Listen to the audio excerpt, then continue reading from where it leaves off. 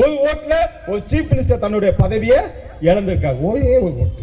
அப்போ ஓட்டோட வேல்யூ அந்த அளவுக்கு இருக்கும்போது எலெக்ஷன் கமிஷன் ஆஃப் இந்தியா ஒரு கமிஷனரை தேர்ந்தெடுக்கிறோம் பாத்தீங்களா, அதுக்கு முன்னாடி என்ன ப்ராசஸ் இருந்ததுன்னு கேட்டீங்கன்னா, எலெக்ஷன் கமிஷன் ஆஃப் இந்தியாவில் கமிஷனர் இருக்காது பார்த்தீங்கன்னா, அது வந்து ஒரு இண்டிவிஜுவல் பாடி.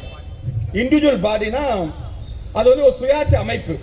அதுக்கான கமிஷனர் நீங்க தேர்ந்தெடுக்கணும். யாரெல்லாம் தேர்ந்தெடுக்கணும்? பிரைம் மினிஸ்டர், அதுக்கப்புறம் எதிர்கட்சி தலைவர், அதுக்கப்புறம் மூணாவது நபர் சீஃப் ஜஸ்டிஸ், தலைமை நீதிபதி. இவங்க 3 பேர் சேர்ந்துதான் ஒரு எலெக்ஷன் கமிஷனரை தேர்ந்தெடுக்க முடியும். அப்பதான் ஒரு நியாயமான தேர்தல் நடைபெறும். இத வந்து யார் சொல்றாங்க?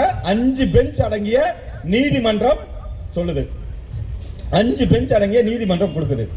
நம்மால் யோசிச்சார் மோடி, இதை எப்படி நான் காலி பண்ணலாம் அப்படின்னு. இதை எப்படி காலி பண்ணலாம்? இதுக்கு ஒரு சட்ட திருத்தம் கொண்டு வராங்க.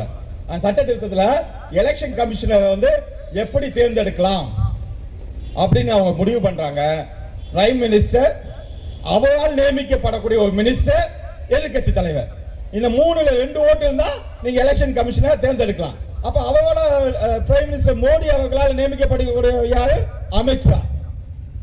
அப்ப அமித்ஷா மோடி முடிவு பண்ணிட்டா எலெக்ஷன் கமிஷனர் தேர்வு செய்யப்பட்டார். எதிர்கட்சி தலைவர் சும்மா போய் உட்கார்ந்துட்டு வரணும். அப்ப இதுல நாட்டுல நியாயம் எங்கயா இருக்கு?